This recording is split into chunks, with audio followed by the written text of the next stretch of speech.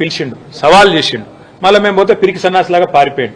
మళ్ళీ నిన్న డైలాగులు కొడతాడు, నాగార్జున సాగర్ చర్చ వస్తావా కట్ట మీద అని. నేను అడుగుతున్నా రేవంత్ రెడ్డిని, నాగార్జున సాగర్ కట్టినప్పుడు, శ్రీశైలం కట్టినప్పుడు నువ్వు ఉన్నావు అసలు రాజకీయంలో? నువ్వు ఏ పార్టీలో పుట్టినావు? నువ్వేదో కాంగ్రెస్ లో పుట్టినట్టు, కాంగ్రెస్ ని నువ్వు పుట్టించినట్టు డైలాగులు ప్రజలన్నీ చూస్తున్నారు. వాస్తవమైంది కేసీఆర్ గారు చెప్పిన దానిలో కూడా ఖచ్చితంగా రాయలసీమ కూడా మంచిగా ఉండాలని కోరుకున్నాం, ఆంధ్ర ప్రజలు కూడా బాగుండాలని కోరుకున్నాం. కానీ ఏం కోరుకున్నాం మేము?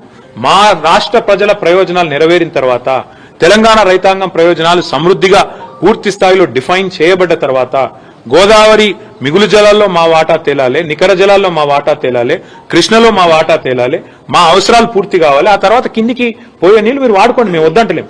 కానీ ఏవి తేల్చకుండానే మరి బడితున్నోందే బర్రె అన్నట్టు ఇలా మా కేంద్ర ప్రభుత్వం చుట్టూ మా చేతులుంది, బీజేపీ మేము చెప్పినట్టు ఆడుతుంది, మా శిష్యుడే ఇవాళ తెలంగాణ ముఖ్యమంత్రి కాబట్టి నేను ఆడిచ్చినట్టు ఆడాలని చెప్పి చంద్రబాబు నాయుడు గారు అనుకుంటే, దానికి శిష్యుడు వంత పాడితే గురుదక్షిణ చెల్లించుకోవాలనుకుంటే, గోదావరి నీళ్లను సంతర్పణ చేయాలనుకుంటే మేము గమన కూర్చోవాలా?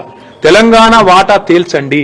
కేంద్ర ప్రభుత్వం గోదావరిలో, కృష్ణలో మిగులు జలాల్లో మా వాటా ఎంత, ఏ ప్రాజెక్టు కేటాయింపు ఎంత, ఇవన్నీ కూడా గతంలో ఉండే అవార్డుల ప్రకారం తేల్చిన తర్వాత మీరేం చేసుకున్నా పర్వాలేదు. ఒకటే నదుల అనుసంధానం అనేది ఒక దేనికి దాన్ని మళ్ళొకసారి తెరపైకి తీసుకొచ్చి నదుల అనుసంధానం ఎప్పుడైనా అంతర్జాతీయ సూత్రాలు తీసుకున్నా, జాతీయ స్థాయిలో ఎప్పుడైనా కూడా ఇట్లాంటి వివాదాలు వచ్చినప్పుడు తీసుకున్న పరిష్కారాలు చూసినా, ఎప్పుడైనా ఏ బేసిన్ లో అయితే నది ప్రవహిస్తుందో ముందు ఆ బేసిన్ అవసరాలు తీరాలి. తీరినాకనే ఇంకొకడికి తీసుకుపోతే దానికి అర్థం ఉంటుంది. ఇలా గోదావరి బేసిన్ లో, కృష్ణలో మరి సింహభాగం మన దగ్గర ప్రవహిస్తుంది తెలంగాణలో. ఇక్కడ అవసరాలు తీరకుండానే ఇక్కడి పారిశ్రామిక అవసరాలు కానీ, ఇక్కడి సాగునీటి అవసరాలు కానీ, తాగునీటి అవసరాలు కానీ, ఇప్పుడు రేపటి రోజున హైదరాబాద్ లో కానీ, కరీంనగర్ లో కానీ, ఇంకా ఇతర పట్టణాల్లో కానీ 24/7 డ్రింకింగ్ వాటర్ ఇవ్వాలనేది మా కళ. మేము గతంలో కరీంనగర్లో ప్రయోగం చేసినాం కూడా. మరి అట్లాంటి అన్ని ఇంకా తేల్చకుండానే, ఎన్ని నీళ్ళు అవసరమైతే లెక్కలు తీయకుండానే కిందికి నీళ్లు వృధాగా పోతున్నాయి, మేము పట్టుకపోతామంటే ముందు బేసిన్ అవసరాలు తీరనియండి, బేసిన్ లో డెఫినేషన్ రానియండి. నికర జలాల్లో మా వాటా ఎంత, మిగులు జలాల్లో మా వాటా ఎంత, ఎవరు తేల్చాలి? ఇది కేంద్ర ప్రభుత్వం తేల్చాలి. కేంద్ర ప్రభుత్వం నియమించే మరి ట్రైబ్యునల్స్ తేల్చాలి. అవి తేలకుండానే మేము నీళ్లు కొంటపోతాం, మా చేతుల ఇలా కట్టి ఉంది కాబట్టి కట్టెతో బర్రెని ఎటువంటి అల్లించకపోతాం, కేంద్ర ప్రభుత్వాన్ని రేవంత్ రెడ్డి జుట్టు మా చేతులు ఉంది కాబట్టి మేము ఆడిచ్చినట్టు ఆడతాం, మా కోవట్టు పరిపాలిస్తున్నాడు తెలంగాణ కాబట్టి ఫుట్బాల్ ఆడతామని చంద్రబాబు అనుకుంటే దాన్ని ఖచ్చితంగా వ్యతిరేకిస్తాం. తప్పేమున్న దానిలో? బనకచెర్ల విషయంలో మీరు కావాలని దుష్ప్రచారం చేస్తున్నారు, అక్కడ ఏమీ లేదు, అనవసరంగా ఇది ఏమీ లేకపోతే మాకు గొడవ ఆంధ్ర ప్రజలతో ఎంత మాత్రం లేదు.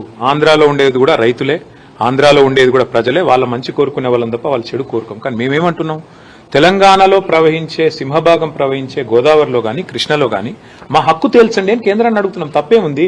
మా హక్కు, మా వాటా తేలకుండా నికర జలాల్లో, మిగులు జలాల్లో ఇష్టం వచ్చినట్టు గుంజుకపోతామంటే కుదరదు అని చెప్తున్నాం. మరి మీరు చెప్పే స్ఫూర్తి కరెక్ట్ అయితే మరి కాళేశ్వరం కట్టినప్పుడు అడ్డుకున్నది ఎవరు? చంద్రబాబు నాయుడు కాదా?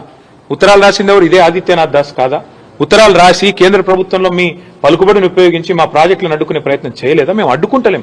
మేమేమంటున్నాం ఇవాళ? స్పష్టంగా మా వాటా తేల్చండి. రేవంత్ రెడ్డి అబ్బసొత్తు, తాత జాగీర్ కాదు గోదావరి నీళ్లు. రేవంత్ రెడ్డి ఇష్టం వచ్చినట్టు సంతర్పణ చేస్తానంటే తెలంగాణ ప్రజలు ఊకోరు. నెల రోజుల్లో కమిటీ వేస్తా. ఎవరిని అడిగేస్తున్నావు కమిటీ? ఎవరిని అడిగేసినావు కమిటీ? నువ్వు చంద్రబాబు చెప్పగానే కమిటీ వేస్తావు, కమిటీ 30 రోజుల రిపోర్ట్ ఇస్తుంది, కమిటీ ఇచ్చే రిపోర్ట్ ఫైనల్ అంటావా? ఎవరికి ఫైనల్? నీకు ఫైనల్ కావచ్చు, తెలంగాణ ప్రజలకు, తెలంగాణ రైతులకు ఎట్లా ఫైనల్ అవుతుంది? నీకు అదగానం ఉంటే నీ ఇంటి, నీ ఇల్లు అమ్మి చంద్రబాబుకు విగ్రహం కట్టు, మేము వద్దంటలేం. కానీ నువ్వు చేస్తున్నది ఏంది? తెలంగాణ ప్రయోజనాలు శాశ్వతంగా మరి నేను చంద్రబాబుకు ధారాదత్తం చేస్తానంటే మేము ఆంధ్ర ప్రజలకు వ్యతిరేకం కాదు, ఆంధ్ర రైతాంగానికి వ్యతిరేకం కాదు. కానీ తెలంగాణ రైతుల ప్రయోజనాలు నెరవేరే విధంగా ముందు కేంద్ర ప్రభుత్వం మీద ఒత్తిడి తెండి. నిన్న జరిగిన మీటింగ్ ఎపెక్స్ కౌన్సిల్ మీటింగ్ కూడా కాదు. మరి ఎపెక్స్ కౌన్సిల్ మీటింగ్ కాదు, ఇన్ఫార్మల్ మీటింగ్ అని ముఖ్యమంత్రి చెప్తున్నాడు. మరి ఇన్ఫార్మల్ మీటింగ్ లో తీసుకునే నిర్ణయం, అందులో వేసే కమిటీ, దానికి ఉండే చట్టబద్ధత, దానికి ఉండే ఆమోదయోగ్యత ఏ పార్టీదని నాకు అర్థం కాదు. ఈ రకంగా అడ్డగోలుగా మాట్లాడి తెలంగాణ రైతాంగాన్ని కించపరిస్తా అంటే మేము ఊరుకుంటామా? సార్ ఇంకొకటి, కృష్ణా బోర్డు కూడా ఇప్పుడు ఆంధ్రప్రదేశ్ లో పెడతారా అంటారు, అది కూడా గొప్ప విజయం అని చెప్పుకుంటాడు. ఎంత సిగ్గుమాలిన పని అంటే, మొన్నటిదాకా బీఆర్ఎస్ ప్రభుత్వం ఉన్నంతకాలం 2 బోర్డులు హైదరాబాద్ లో ఉన్నాయి. Godavari river management board, KRMB 2 ఇక్కడనే ఉండే ఆఫీసు. ఇవాళ KRMBని ఆంధ్రాకు తరలించి, అది కూడా గొప్ప విజయం అని చెప్పుకుంటాడు ముఖ్యమంత్రి. ఇది నీ నవ్విపోదురు కాక నాకేమి సిగ్గన్నట్టు ఉన్న ఆఫీస్ ఎత్తగొట్టి, ఉన్న ఆఫీస్ ఉడగొట్టి, సిగ్గు లేకుండా ఇంకా నేనేదో గొప్ప విజయం సాధించినా అని చెప్పి మాట్లాడితే ప్రజలకు అర్థం కాదనుకుంటున్నాడు రేవంత్ రెడ్డి. నేను అడుగుతా ఉన్నాను. చివరిగా నేను అనేది, ఈ విషయంలో అందరికంటే ఎక్కువ బాధ్యత ఉన్నది కేంద్ర ప్రభుత్వానికి. వాళ్ళు స్పందించాలి. ఇట్లా ఇష్టం వచ్చినట్టు చంద్రబాబు ఆడిచ్చినట్టు ఆడతామని కేంద్రము, రేవంత్ రెడ్డి తల ఊపితే ఇక మిగతా సంగతి తెలంగాణ ప్రజలు చూసుకుంటారు. బీజేపీ సంగతి, కాంగ్రెస్ సంగతి తెలంగాణ ప్రజలు చూసుకుంటారు. 10 ఏళ్ల చేయని పని మేము చేస్తున్నాము. ఏం పని చేసిండు? కృష్ణా బోర్డును అప్పచెప్పుడా? పని చేసుడంటే కృష్ణా బోర్డును ఆంధ్రాకు తరలించుడా, లేదా గోదావరి మిగులు జలాల్లో మరి లేని హక్కును ఆంధ్రాకు దారాదత్తం చేయడం ఏంది పని? లేకపోతే ఆంధ్ర ప్రాజెక్టులకు ఆనాడు ప్రతిపాదిస్తూ తెలంగాణ ప్రాజెక్టులను వ్యతిరేకిస్తూ ఎవరైతే ఉత్తరాలు రాసిండో ఆయన తీసుకొచ్చి సాగునీటి సలహాదారుగా పెట్టడమా? లేదా కేసీఆర్ గారు బ్రహ్మాండంగా తెలంగాణలో ఒక సంక్షేమ వాతావరణం తీసుకొస్తే, పండుగలాగా వ్యవసాయాన్ని చేస్తే, వరి ధాన్యం ఉత్పత్తిలో భారతదేశంలో నెంబర్ 1 చేస్తే, ఇలా కేసీఆర్ మీద కోపంతో కన్నెపల్లి మోటార్ లాంచ్ చేయకుండా మిడ్ మానేర్ నిండబెట్టి మొత్తం రాష్ట్రంలో పంటలన్నీ ఎండుతుంటే, ఇవాళ కరువు వాతావరణం ఉంటే, కిందికెళ్లి నీళ్లు లక్షల క్యూసెక్ల నీళ్లు కిందికి పోతుంటే గుడ్లప్పగిచ్చి చూడడమా తెలంగాణ సాగునీటి రంగంలో ఆయన సాధించిన విజయం? గోదావరిలో ఈరోజు బ్రహ్మాండంగా మోటార్ లాంచ్ చేస్తే కన్నెపల్లిలో ఏ కరువు ఛాయలు లేకుండా ఇలా నార్మల్ పోసుకున్న రైతులు ఎదురు చూస్తున్నారు. ఎప్పుడు వాన పడుతుంది, ఊళ్ళల్లో కప్పలను వేసుకొని ఇలా పూజలు చేస్తాను వానలు పడాలని. అట్లాంటి పరిస్థితుల్లో రాష్ట్రం ఉంటే, రాష్ట్ర రైతాంగం ఉంటే, సోయిలేనోడు ముఖ్యమంత్రి, జై తెలంగాణ అని ముఖ్యమంత్రి తెలంగాణ నీళ్లను దారాదత్తం చేస్తుంటే బీఆర్ఎస్ ఊకుంటుందా?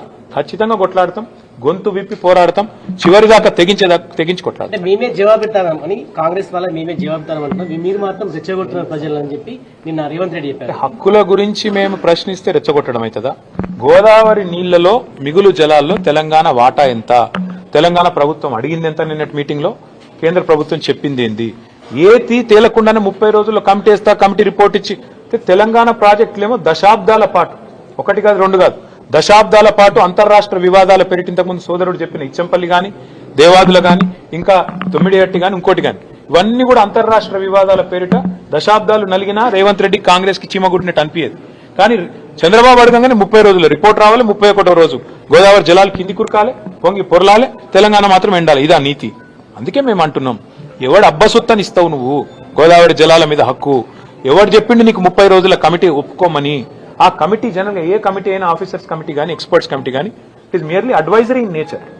వాళ్ళు చెప్పేది ఏది కూడా అల్టిమేట్ గా ప్రభుత్వం మళ్ళీ చర్చ పెట్టి అసెంబ్లీలో, కేబినెట్ లో, ప్రజా సమక్షంలో అవసరమైతే అఖిలపక్షం పెట్టి ఒప్పించి మెప్పించి మన హక్కుల గురించి ఏం చేస్తున్నామో తెలంగాణ ప్రజలకు చెప్పి పారదర్శకంగా ఆ తర్వాత జెండా ఊపాలి. ప్రస్తావన రాలేదు, దాని గురించి ఎందుకు హడావుడి చేస్తామని చెప్పేసి సిగ్గు శరం ఉంటే రేవంత్ రెడ్డికి, ఏమన్నా సిగ్గు ఇజ్జత్ మానం ఉంటే, నిన్న ఏమన్నాడండి ఆంధ్ర ఇరిగేషన్ మినిస్టర్ రామానాయుడు గారు అనుకుంటా ఆయన పేరు, బయటకు వచ్చి ఏం చెప్పిండు? ఇక ఆంధ్రప్రదేశ్ ఎడిషన్ లో పేపర్లు ఏం రాసినాయి? చంద్రబాబు నాయుడు గారు ఏం చెప్పారు? సాక్షి తీయండి, ఈనాడు తీయండి, ఆంధ్రజ్యోతి తీయండి, ఆంధ్ర ఎడిషన్ చూడండి, స్పష్టంగా చెప్పిండు చంద్రబాబు నాయుడు గారు. మీటింగ్ పెట్టిందే బనకచెర్ల కోసం, ఎజెండా నెంబర్ 1 బనకచెర్ల కాదంటాడా రేవంత్ రెడ్డి? అజెండా ఐటమ్ చూపెట్టమంటారా? ఇప్పుడు నెంబర్ 1 ఐటమే బనకచెర్ల. లేదని బుకాయించడం ముఖ్యమంత్రికి తగునా? నిమ్మల రామానాయుడు గారు బయటకు వచ్చి చెప్పినారు, ఆంధ్ర ఇరిగేషన్ మంత్రి గారు, మేము అడిగినాం బనకచెర్ల గురించి, రేవంత్ రెడ్డి ఒప్పుకున్నాడు, కమిటీ వేసినాం, 30 రోజులు ఓడిచిపోతుంది, 31వ రోజు మా శిష్యుడే కాబట్టి ఆడిచ్చినట్టు ఆడతాడు, ఆయన జుట్టు మా చేతులుంది, ఓటుకు నోటు కేసు ఇంకా ఉన్నది, కాబట్టి ఏమన్నా చేస్తాం అని ఫుట్బాల్ ఆడుతున్నారు. చంద్రబాబు కోవట్ను పెట్టుకుని ఇలా తెలంగాణ ప్రజల ప్రయోజనాలు, తెలంగాణ రైతుల ప్రయోజనాల పట్ల శాశ్వతంగా విద్రోహం చేసే ప్రయత్నం చేస్తున్నారు. అర్థం కాదు ఏముంది. నిజం చెప్తున్నారు మీరు అనుకుంటున్నారా? పొరపాటు. రేవంత్ రెడ్డికి ఒక శాపం ఉన్నది, నిజం చెప్తే తల 1000 ముక్కలు అవుతుందట. ఎన్ని నిజాలు చెప్పిండండి రేవంత్ రెడ్డి? యాడ్ చేసుకోండి మీరు. రుణమాఫీ చేస్తా అన్నాడు December 9 అయిపోయిందా రుణమాఫీ? 2500 ఇస్తా అన్నాడు మహిళలకు, ఇచ్చేసిండా? 6 గ్యారెంటీలు అమలైనాయా? 4000 పెన్షన్లు అయిపోయినాయా? సోనియమ్మ పంపుతుందన్నాడు తులం బంగారం వచ్చిందా? స్కూటీలు వచ్చినాయా? ఏదొచ్చింది ఒకటి చెప్పండి నాకు. రేవంత్ రెడ్డి సాధించిన విజయాలు ఒకటి చెప్పండి. సార్, స్థానిక సంస్థల ఎన్నికలకు సంబంధించి 42% రిజర్వేషన్ అంటే కాంగ్రెస్ పోతుంది ప్రజల్లోకి. సో కాంగ్రెస్ పార్టీ ఏం చెప్పినా, ఎన్ని రకాల విన్యాసాలు చేసినా ఒకటి వాస్తవం, వాళ్ళ చేతుల్లో ఉన్నాయేమో చేయరట. కాంగ్రెస్ ఏం చెప్పింది? బీసీలకు బీసీ డిక్లరేషన్ లో సంవత్సరానికి 20,000 కోట్ల బడ్జెట్ పెడతా అన్నాడు. 5 ఏళ్లలో 1,00,000 కోట్ల బడ్జెట్ ఇస్తామన్నారు. బీసీలకు 42% వాటా ప్రభుత్వ కాంట్రాక్టులు ఇస్తామన్నాడు. చేతులునేమో చేయరట. OBC ministry పెడతామన్నారు. బీసీలకు 42% వాటా ఇచ్చిండా? పోనీ మినిస్ట్రీలో, పోనీ ఓబీసీ మినిస్ట్రీ పెట్టిండా? 1,00,000 కోట్ల బడ్జెట్ అన్నాడు, సంవత్సరానికి 20,000 కోట్లు అన్నాడు, పెట్టిండా? బీసీ సబ్ ప్లాన్ అన్నాడు, పెట్టిండా? అవెంత మోసము, ఇదంతే మోసము.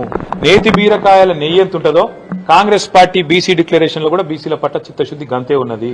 మైసూర్ బజ్జీలో మైసూర్ ఎంత ఉంటుందో గంతే ఉన్నది తప్ప ఇంకా ఏం లేదు. బీసీలను మళ్ళొక్కసారి ఘరానా మోసంతో ఒక కపట మోసంతో 42% రిజర్వేషన్ల పేరిట అది చెల్లదని తెలిసి ఇలా చిల్లర ప్రయత్నం ఏదైతే రేవంత్ రెడ్డి చేస్తుండో అది ఖచ్చితంగా బీసీ సోదరులే రేపు స్థానిక సంస్థల ఎన్నికల్లో బుద్ధి చెప్తారు. ఎందుకంటున్నా ఈ మాట అంటే గతంలో ఇదే రేవంత్ రెడ్డి గారు శాసనసభలో ఏం చెప్పిండ్రు, 42% రిజర్వేషన్ విద్యలో ఉపాధిలో రాజకీయంగా కావాలి అంటే ఒకటే పరిష్కారం, పార్లమెంట్కు పంపాలి, పార్లమెంట్ లో చట్టబద్ధత కావాలి, ప్రెసిడెంట్ గారు సంతకం పెట్టాలన్నాడు. మరి నిన్న లోకల్ బాడీ ఏదో పంచాయతీ ఆర్డినెన్స్ చేసిన అన్నాడు. మున్సిపల్ బిల్ కూడా ఇంకా సవరించలేదు. విద్యలో ఉపాధిలో ఏం చేస్తాడో తెలియదు. 42% అంటే కేవలం జెడ్పీటీసీ ఎంపీటీసీల కాడికేనా, లేకపోతే జిల్లా పరిషత్లు, మండల పరిషత్లు, అదేవిధంగా విద్యలో ఉపాధిలో అన్నిట్లో ఇచ్చేది ఉందా? అంటే ఏ రకమైన మోసమో ఇది అర్థం చేసుకోవాలని బీసీ సోదరులను కోరుతా ఉన్నా. ఒకటే ఒక మార్గం ఈ దేశంలో 42% రిజర్వేషన్లు సాధించాలి అంటే ఎస్సీలైనా ఎస్టీలైనా ఏ రకంగానైతే 9th షెడ్యూల్లో రాజ్యాంగంలో చేర్చి తమ హక్కును పొందుతున్నారో రాజ్యాంగబద్ధంగా అదే పద్ధతుల్లో బీసీ సోదరులు కూడా 9th షెడ్యూల్లో చేరిస్తేనే కాన్స్టిట్యూషన్ లో హక్కు వస్తుంది తప్ప రేవంత్ రెడ్డి ఒక ఆయుధం బారేస్తేనో లేకపోతే ఒక ఆర్డినెన్స్ బీజేపీ గవర్నర్ గారికి ఇస్తేనో ఇది అయ్యేది కాదు. 9th షెడ్యూల్లో చేరిస్తే తప్ప పరిష్కారం రాదని నేను చెప్పడం కాదు, జస్టిస్ ఈశ్వరయ్య గౌడ్ గారు లాంటి పెద్ద మనుషులు చెప్తా ఉన్నారు, చిరంజీవులు గారు లాంటి రిటైర్డ్ ఐఏఎస్ అధికారులు చెప్తా ఉన్నారు. రాజకీయం కోసం రాజకీయం చేయడం వేరు బ్రదర్. మేము కూడా గతంలో ఇదే పద్ధతుల్లో పార్లమెంటుకు ప్రెసిడెంట్ గారికి పంపాం. 37% రిజర్వేషన్ బలహీన వర్గాలకు ఇవ్వాలని మేము పంపినాం. మా ప్రభుత్వం ఉన్నప్పుడు కేసీఆర్ గారి నాయకత్వంలో ప్రెసిడెంట్ గారు సంతకం పెట్టలేదు, బీజేపీకి ఇష్టం లేదు. వాస్తవం ఏంది, చిత్తశుద్ధి లేని శివపూజ లాగా ఏదో ఇయ్యాలి కాబట్టి 42% ఇచ్చినామని చెప్పుకోవడానికి చెప్తా ఉన్నారు తప్ప ఇందులో ఏ రకంగా కూడా అందులో న్యాయబద్ధత లేదు, చట్టబద్ధత లేదు, హేతుబద్ధత లేదు. ఇది బీసీ సోదరులకు అర్థమైంది. ఎవరికి అర్థమైనా కాకపోయినా ఇది మాత్రం వాస్తవం అని నేను చెప్తాను.